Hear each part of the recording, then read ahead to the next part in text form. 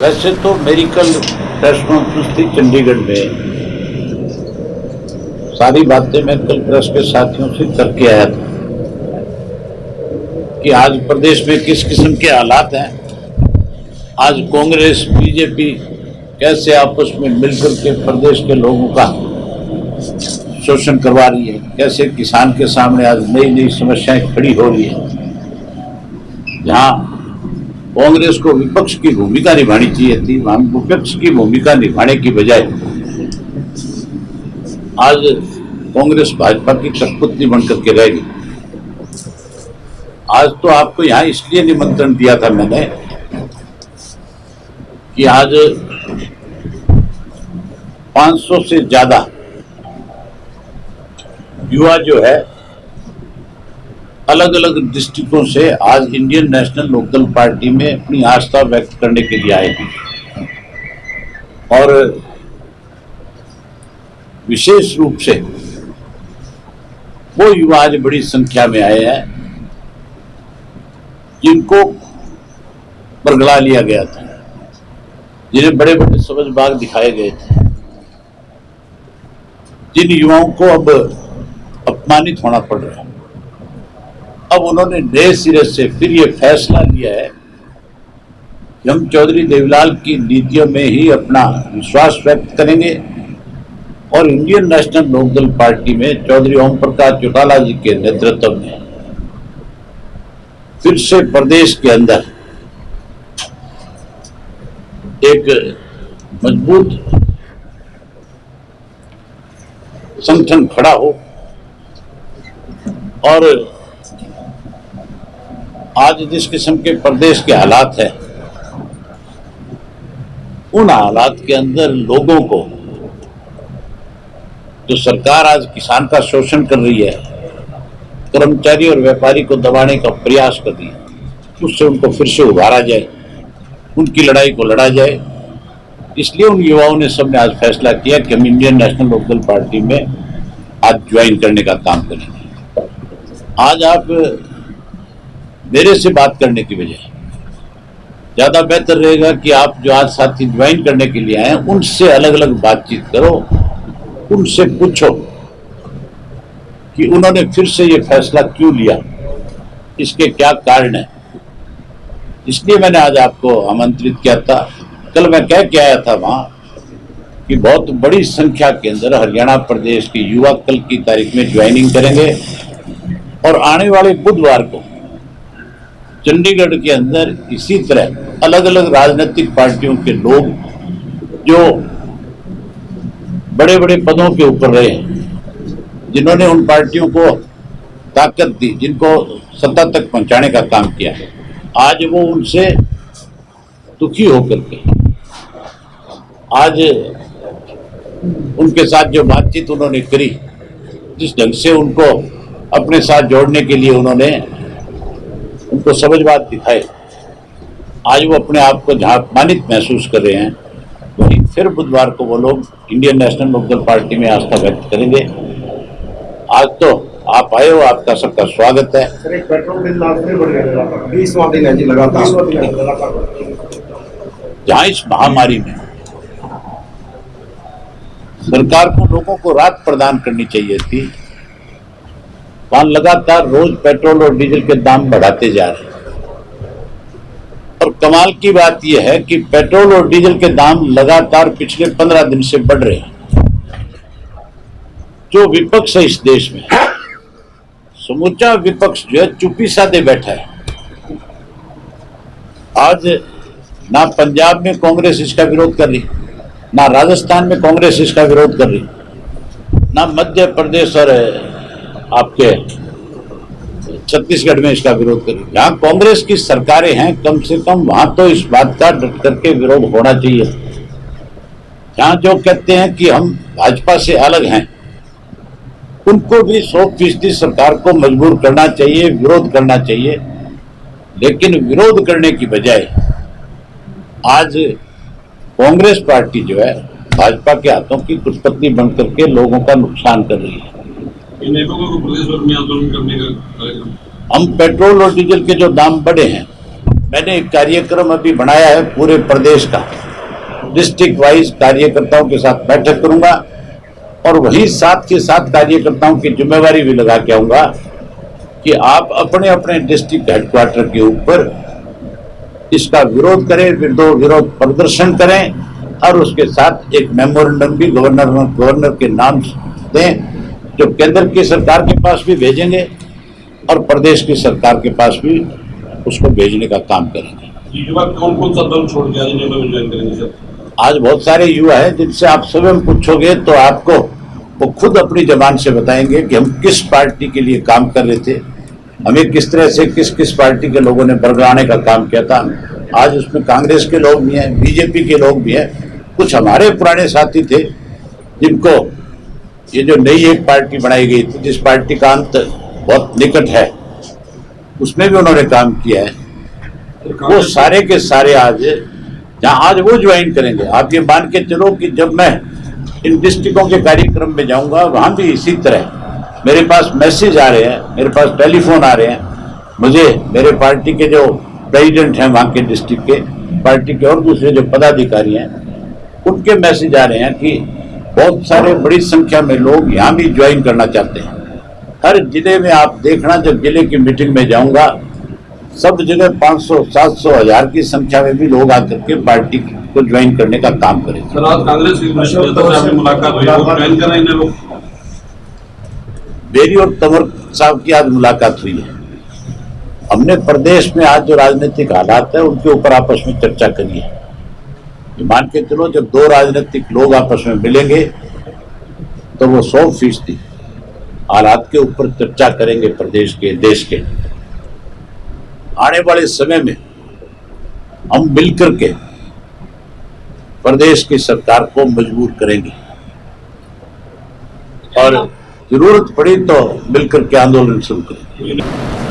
गेहूं का घोटाला थोड़ा ही है, सरसों का घोटाला हुआ आपके महेंद्रगढ़ में, भिवाड़ी में, रिवाड़ी में, जहां केवल सेक्रेटरियों को सस्पेंड किया गया, कोई कार्रवाई नहीं करी, क्योंकि सरकार के चैत्य लोग हैं जो इस तरह के।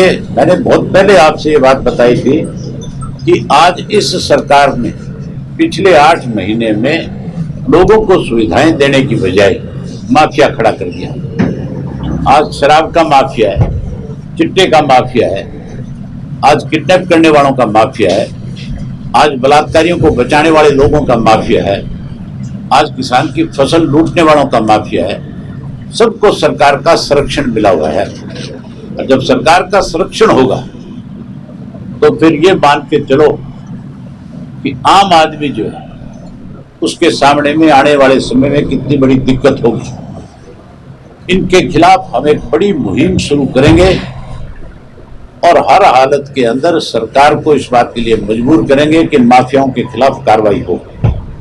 मैंने तो विधानसभा के अंदर भी प्रूफ के साथ सारी चीजें सरकार के सामने रखी थी कि किस तरह से नशे के व्यापार करने वाले लोग, सरकार जिन लोगों की है उनके पार्टी के प्रेसिडेंट के साथ खड़े होकर के अपनी फोटो खिंचाते हैं, उनकी गाड़ियों में बैठ करके नशे का माल सप्लाई करने का काम करते हैं। मैंने कहा कि अगर मैं गलत हूं मेरी जगह पे तो मेरे खिलाफ कार्रवाई हो, अदरवाइज जो सबूत मैं आपको सौंप रहा हूं इसकी जांच होनी चाहिए, इसमें जो लोग शामिल हैं उनके खिलाफ कार्रवाई होनी चाहिए। लेकिन आज तक सरकार की तरफ से कार्रवाई तो बहुत दूर की बात है, आश्वासन भी मुझे विधानसभा में नहीं मिला था कि हम इनके खिलाफ कोई कार्रवाई करेंगे।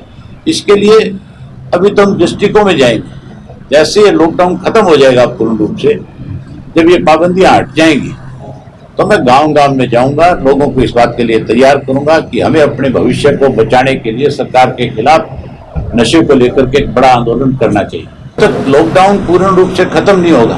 अभी तो मुझे ये भी अंदेशा है कि जुलाई का जो महीना है इसमें महामारी और ज्यादा बढ़ सकती है और मुझे ऐसा भी अंदेशा है कि अगस्त में फिर से लॉकडाउन आ सकते हैं, क्योंकि इस महामारी से कैसे लोगों को बचाया जाए इसके लिए सरकार ने जो कदम उठाने चाहिए उनको बचाने की बजाय राम भरोसे छोड़ दिया। ये कह दिया आत्मनिर्भर बनो, मास्क लगा करके रहो, आपस में सोशल डिस्टेंस रखो, हमें तो सोशल डिस्टेंस की बात कह करके भ्रम पैदा करने की कोशिश करते हैं। हमें तो ये सिखाने की कोशिश करें और खुद जो है वर्चुअल रैली करते हैं और वर्चुअल रैली के अंदर गांवों के अंदर कस्बों के अंदर टीवी लगा करके लोगों की भीड़ इकट्ठा करते हैं। उस वर्चुअल रैली में आपने कहीं देखा है कि किसी ने मास्क लगा रखा है, किसी ने कोई सोशल डिस्टेंस बना रखा है? तो सरकार स्वयं इस महामारी को बढ़ावा दे रही है। इस महामारी की आड़ के अंदर भी सरकार कहीं राजनीतिक रोटियां सेकने की कोशिश में है। अगर सरकार की नीयत साफ और ठीक होती, जिस दिन 500 केस थे, जिस दिन पहला लॉकडाउन आया था, उस वक्त इस महामारी को काबू कर लेना चाहिए था। तब तो उसको काबू नहीं किया। अरब सरकार ने हाथ खड़े कर दिए कि हमारे पास ना कोई दवाई है इसके लिए, ना हमारे पास कोई बेड है इसके लिए। आज दिल्ली की हालत अगर आप देखते हो तो दिल्ली के अंदर कोई आदमी अपने आप को सुरक्षित नहीं मानता। हर आदमी आज इतना ज्यादा डरा हुआ है कि पता नहीं मैं सड़क के ऊपर निकलूंगा, किसी दुकान से सामान लूंगा, इस महामारी के चपेट में ना आ जाऊं। आज जो दिल्ली के कंजस्टेड एरिया है, वहां अगर कोई रिश्तेदार किसी को फोन कर लेता है उस एरिया का, उसका फोन नहीं उठाते डर के मारे कि कहीं वो ये ना कह दे कि मेरे घर में फलाना बीमार है, तुम मिलने नहीं आया।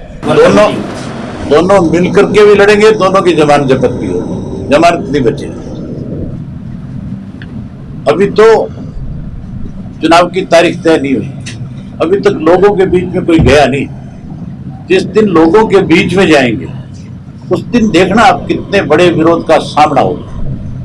किस तरह से लोग जो है उनको सबक सिखाएंगे, किस तरह से लोग उनके सामने खड़े होकर के सवाल पूछेंगे कि कहाँ है वो हमारी 51 रुपये पेंशन। लोग उनसे पूछेंगे वो 75% बच्चे कौन सी जमात के हैं, कौन सी नौकरी लगे हुए। आज तो रोजगार देने की बजाय रोजगार से बेरोजगार किया जा रहा है। आपके सामने पीटीआई के टीचर निकाल दिए गए, सुप्रीम कोर्ट का आदेश है, उसकी आड़ ले रहे हैं। और सुप्रीम कोर्ट की आड़ तो ले ली और निकाल दी। चौधरी ओम प्रकाश चौटाला जी वक्त में भजन लाल जी ने जिन लोगों को नौकरी दी थी, पुलिस के कांस्टेबल निकाल दिए गए थे, उनकी संख्या भी इसी तरह 2000 के करीब थी। चौटाला साहब ने उनको निकालने की बजाय उनकी एज में रिलैक्सेशन किया, उनके लिए अलग से जो इंटरव्यू के नंबर थे वो ज्यादा किए और उन सब जितने भी लोग थे उनको दोबारा उनके लिए अलग से फोर्स बनाई और फोर्स बना करके उन सबको फिर से रोजगार देने का काम किया। सरकार का काम ये था कि इनको ये कहते कि जब तक नई भर्ती नहीं होगी तब तक तुम काम करो। आप उनको नौकरी से सुप्रीम कोर्ट ने ये थोड़े कहा कि इनको हटा दो। सुप्रीम कोर्ट ने ये कहा है कि भाई आप इनकी जगह, क्योंकि इनकी गलत सिलेक्शन हुई है। गलत सिलेक्शन कोई सब बच्चों की थोड़ी हुई थी। गलत सिलेक्शन तो हो सकता है उसमें 2, 4, 5, 7 लोग हों। उनको हटा भी दिया तो कम से कम 1900 ऐसे स्कूल हमारे प्रदेश में आज हो जाएंगे जिनमें कोई पीटीआई का टीचर नहीं होगा। 1900 स्कूलों में पीटीआई का टीचर नहीं होगा तो उन बच्चों के हेल्थ पे असर नहीं पड़ेगा। उनका जो पीटी का पीरियड होता है उस पर जो गेम करवाए जाते हैं, जब बच्चों को खिलाया जाता है, हेल्दी रहे इसके लिए है, उसका फर्क नहीं पड़ेगा। आप उनको हटा करके भी आप उनको दोबारा से वही उसी तनख्वाह पे एडजस्ट कर सकते थे, जॉब दे सकते थे, लगा के रख सकते थे। लेकिन इन्होंने तो ये सोच लिया कि ये पिछली सरकार के लगे, इनको निकाल दो। आज योगा जो था जिसके लिए प्रधानमंत्री, हमारे यहाँ हमारा मुख्यमंत्री पूरे देश के अंदर इंटरनेशनल स्तर पे योगा दिवस मनाने का काम करते थे, उस योगा दिवस के नाम के ऊपर हजारों करोड़ रुपए जो है लोगों के गाढ़े खून पसीने की कमाई खर्च की जाती थी। वो जो योगा के टीचर थे, जिनको योगा के इंस्ट्रक्टर कहा जाता था, जिन्हें सरकार की तनख्वाह मिलती थी, वो निकाल दिए कि नहीं निकाल दिए सारे। बहाना लॉकडाउन का करके नौकरी से निकाले जाते हैं। अरे इस लॉकडाउन के नाम के ऊपर पर बैग गेहूं की खरीद, सरसों की खरीद, चने की खरीद, सबके ऊपर 1 रुपया अपने खाते में जमा करा लेते हैं। अभी मैं इस बात की जानकारी कलेक्ट कर रहा हूं कि सरकार ने, हमारी ने, जो पंचायतों का पैसा था, ग्राम पंचायत का, चाहे उसने बोली जमीन पे दे करके पैसा इकट्ठा हुआ, चाहे किसी पंचायत की जमीन एक्वायर हुई, इसका पैसा इकट्ठा हुआ। कई पंचायतें ऐसी हैं जिनमें 100 करोड़ रुपया भी था, कई ऐसी थी जिसमें करोड़ रुपया भी था, जो गांव के विकास पे खर्च होना चाहिए था। हमारे मुख्यमंत्री ने तो वो पैसा भी पंचायतों पे दबाव डालकर किसी से 10 करोड़ ले लिया, किसी से 15 ले लिया, किसी से 20 करोड़ ले लिया। मैंने उसके लिए अपनी पार्टी के ऑफिस को कहा कि आरटीआई लगाओ, आरटीआई से इस बात की जानकारी लो। जहां आरटीआई से जानकारी लो, वहीं डिस्ट्रिक्टों में मैंने अपनी पार्टी के लोगों की जिम्मेवारी लगाई है कि आप ब्लॉक में जाओ, पता करो, आप गांव गांव में जाके सरपंचों से पूछ करके आओ। जब ये सारी जानकारी मेरे पास आ जाएगी, फिर चंडीगढ़ में इस बात की पोल सरकार की खोलूंगा, जहां चंडीगढ़ में इनकी पोल खोलूंगा। वही जब सेशन आएगा तो सबूत के साथ मुख्यमंत्री से पूछेंगे कि पंचायतों का पैसा आपने अपने खाते में कैसे डाल दिया। केवल उस पैसे को इसलिए लिया गया है कि आने वाले समय में उस पैसे पे हम राजनीति करें, अपनी अपनी राजनीतिक रोटियां से।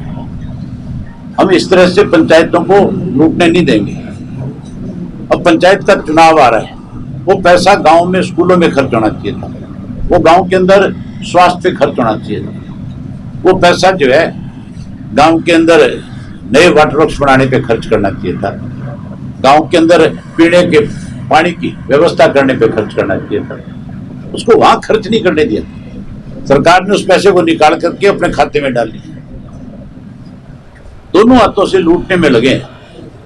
जहां कहीं सरकारी पैसा है, उस पैसे को कैसे अपने पास अपनी जेब में डाला जाए, इसके लिए इस लॉकडाउन की आड़ ली गई।